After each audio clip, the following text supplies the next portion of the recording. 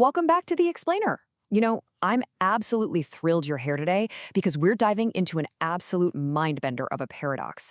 We're going to look at how one of Earth's most opaque, gritty, and just downright common materials transforms into something entirely invisible. I'm talking about glass. It is essentially purified liquid sand frozen in place, and it seems almost impossible when you really stop to think about it. We use it every single day, yet its creation is nothing short of an engineering marvel that we've perfected over thousands of years. So let's jump right in and uncover the hidden science behind this incredible transformation. So here is the big scientific mystery driving our explainer today. Why is glass transparent when sand isn't? We all know glass is made primarily from sand, right? But if you've ever grabbed a handful of sand at the beach, you know for a fact it is not transparent at all. So how in the world can millions of tiny, solid grains become crystal clear? Well, we're going to fill that knowledge gap right now by exploring the extreme heat, the incredible engineering, and the fascinating molecular changes that make the whole shebang possible. Just picture raw sand for a second. It's completely opaque, super cloudy, and as we'll learn a bit later, it literally scatters light everywhere. There is absolutely no way you're seeing through it. But then, look at the finished product. Glass is crystal clear, perfectly smooth, and allows light to just glide right through it. How do we get from a pile of raw dirt to a pristine window? Well, let's break down the recipe. Section 1. A recipe for glass. Engineering the perfect mix. Okay, so every single piece of glass starts out as one of the most common materials on Earth. But it's not just any dirt you'd find in your backyard. Manufacturers need a very specific, mineral-rich foundation called silica sand, which is heavily packed with silicon dioxide. But here's the catch. Raw silica sand isn't exactly perfect straight out of the ground. It's got tiny impurities in it, things like iron and clay. And get this, even the most microscopic, tiniest trace of iron will give your finished glass this unwanted greenish tint. Actually, fun fact, that's exactly why ancient Roman glass usually has that green look to it. They just couldn't filter out the iron. Because of this, modern raw sand has to be intensely washed, filtered, and totally purified before the manufacturing process can even begin. 1,700 degrees Celsius. Just take a second to process that number. That is the extreme, intense heat you need to melt pure silica. Getting massive industrial furnaces to this temperature takes an enormous, almost prohibitive amount of energy. I mean, if we only used pure silica, making glass would be incredibly difficult, not to mention wildly expensive. So to solve that massive 1,700-degree energy problem, human ingenuity steps in with a pretty brilliant recipe. Engineers mix that silica sand with soda ash. Why? Because it drastically lowers the overall melting temperature of the mixture and saves a ridiculous amount of energy. But you know how it goes. Solving one problem creates another. That addition actually makes the resulting glass prone to dissolving or breaking down in water. Yeah, dissolving windows wouldn't be great. So they introduce a third crucial ingredient, limestone.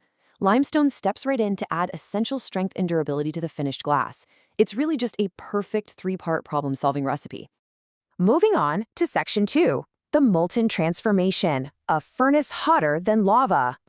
All right, so our perfectly engineered mix goes into the furnace. And inside this chaotic environment, millions of tiny sand grains completely lose their rigid structure, melting together to form this glowing river of molten glass.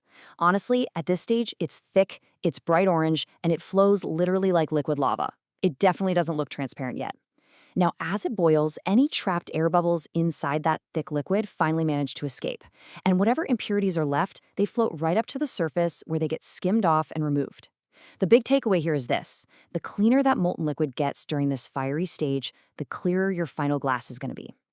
Which brings us to Section 3, the secret to transparency, solving the scientific mystery. Okay, here is the core scientific twist of today's explainer. The real reason glass is transparent? It doesn't actually have much to do with the ingredients themselves. It all comes down to creating what's called an amorphous structure. Basically, this is a random atomic arrangement that forms when the molten glass cools down, completely replacing the original rigid crystal pattern of the sand. See, sand is basically just made up of countless tiny crystals, but that intense lava-like heat we were just talking about, it completely wrecks those crystal structures. And when the liquid glass finally cools, the atoms do not go back to their neat, orderly little patterns. They just freeze randomly in place. So think about it like this. When light enters that original crystal pattern of sand, it hits those rigid, microscopic crystal boundaries, and the light just scatters in every single direction. That scattering is exactly why sand looks cloudy and completely opaque to our human eyes. But check out the new amorphous structure of glass. Those boundaries, they're totally gone. Because the atoms froze in a random arrangement, there are zero structural walls left to block the way. Visible light passes straight through. And that, right there, is the ultimate resolution to our paradox. Now, it's actually a super common misconception that glass is just disorganized chaos. Actually, scratch that.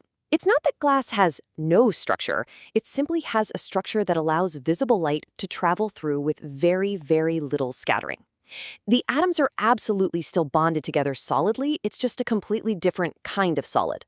Understanding that distinction is key to really grasping the sheer brilliance of how light interacts with this newly formed material.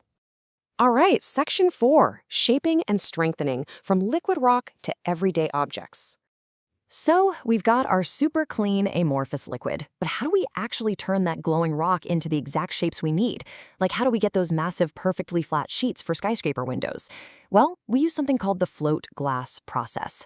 By pouring molten glass directly onto a bath of molten tin, which, by the way, is heavier, so the glass floats perfectly on top, we let physics do the hard work.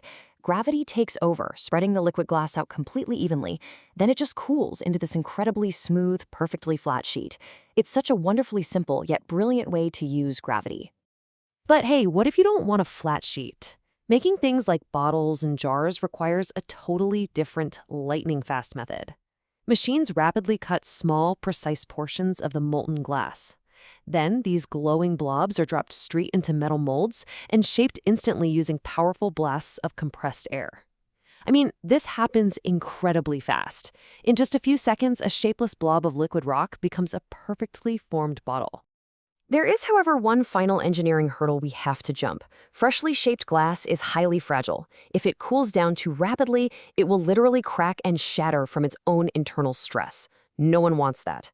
So to prevent this, engineers rely on a process called annealing. This involves deliberately and very slowly cooling the glass inside a long, temperature-controlled oven. By taking the time to lower the temperature gradually, annealing relieves all that internal stress. It prevents cracking and makes the glass so much stronger and way more reliable for everyday use. And that reliability brings us right back to the world around you right now. Just think about all the everyday melted sand you interact with.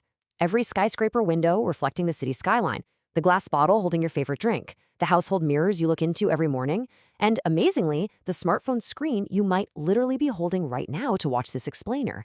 Now, sure, some products like that smartphone screen go through extra strengthening processes to resist scratches, but they all start exactly the same way. We are constantly surrounded by and interacting with carefully engineered liquid rock.